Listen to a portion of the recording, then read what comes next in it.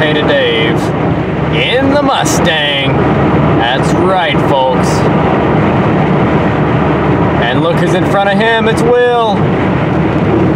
Yeah. So we are officially headed home. The Mustang, I'm not sure if we fixed it or if it's just limping. So prior to the breakdown video, we had stopped at a Burger King. And I'll give it credit, we were parked on a little incline.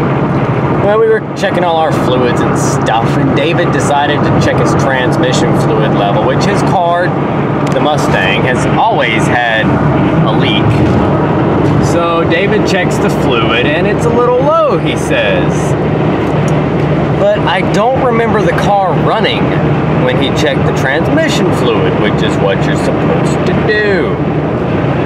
But he said it was low, and like low. So David put 2 quarts of fluid in it, not thinking. We went inside, we ate, we got back on the road, and not just a couple miles down the interstate. Will said we had been 10 miles, but I don't think so. I don't think we've been that far. And the transmission starts puking its guts out. Just out of nowhere. Me and Potato Dave pull over on an exit. I can't remember what exit, 100 something. We pull over. It's like puddles of fluid coming out of, like, it's just dripping off of every part of the transmission and the transmission cross member and the transmission pan. Me and Potato Dave hook a tow strap to the back of my Toyota Corolla. I have a trailer hitch on my Toyota Corolla for towing my dirt bikes and stuff, in case you're new to the channel. So,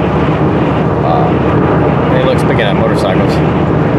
Anyway, so we have some straps, so I hook David's car to the tow hitch on my Corolla, and I proceeded to flat tow him about 10 or 11 miles.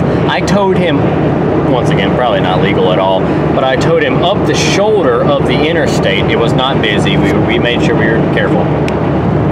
Towed him all the way up the shoulder of the interstate to the next exit, got off on the exit, I googled the nearest parts store, and then we flat towed it all the way to that parts store in the middle of nowhere. And the little Toyota did it. We were doing like 45 miles an hour, flat ground, just towing on. We get there, the people at the parts store thought it was just hilarious. And big thanks to them. So we did the best we could. We tried to find some seals. They didn't really know what we needed. Instead, they just suggested that we put RTV on it because, you know,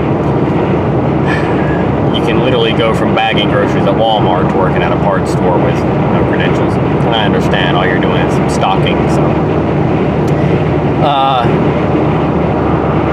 We just decided to do our own little thing, and we got to checking it, and man, the fluid was full. And then when we fired the car up and topped it off with trans fluid again, I noticed it was pouring out of the overflow, which is more or less, it's not even an overflow, it's like a vent, like a vent valve on the top of the transmission, on the back, sort of near the tail shaft, like a weep hole like thing, and it's just poured.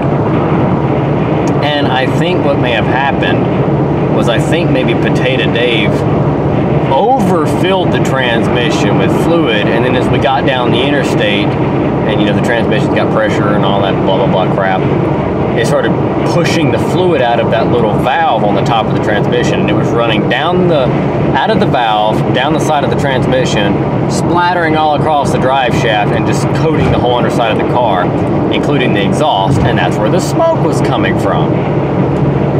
So, anyway, we proceeded to not think, and this was before the fact, so we poured an entire bottle of Blue Devil transmission stop leak in it. So that transmission's probably crap. But we put that bottle in it, and then we hit the open road, and we stopped one time to check on it. That car was smoking unbelievably for 25 miles, maybe 30. Just absolutely just fluid just pouring out of that transmission.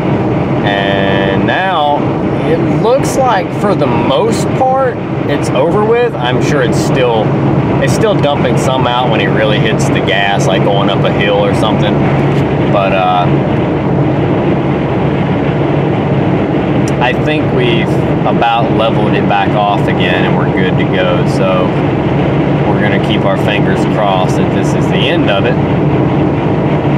And not the end of the car, but the end of the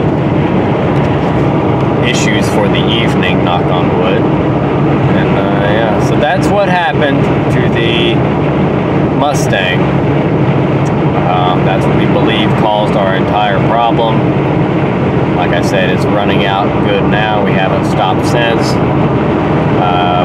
We've crossed into the South Carolina line. We're doing about 60, 65-ish. And David's way up there ahead of me. He's probably actually doing faster than that. But anyway, folks, we think that our transmission issue was self-induced. So that's our story, and we're sticking to it. So thanks for watching. This has been one hell of a trip. Every freaking time. Every time. We never have anything. This is just smooth sailing. I take that back. I used to drive my Corolla wagon to Charleston on the weekends, and I never had an issue because that Toyota station wagon was dead damn reliable. I'd change the oil, I'd fill it up with gas, and we would drive non-stop.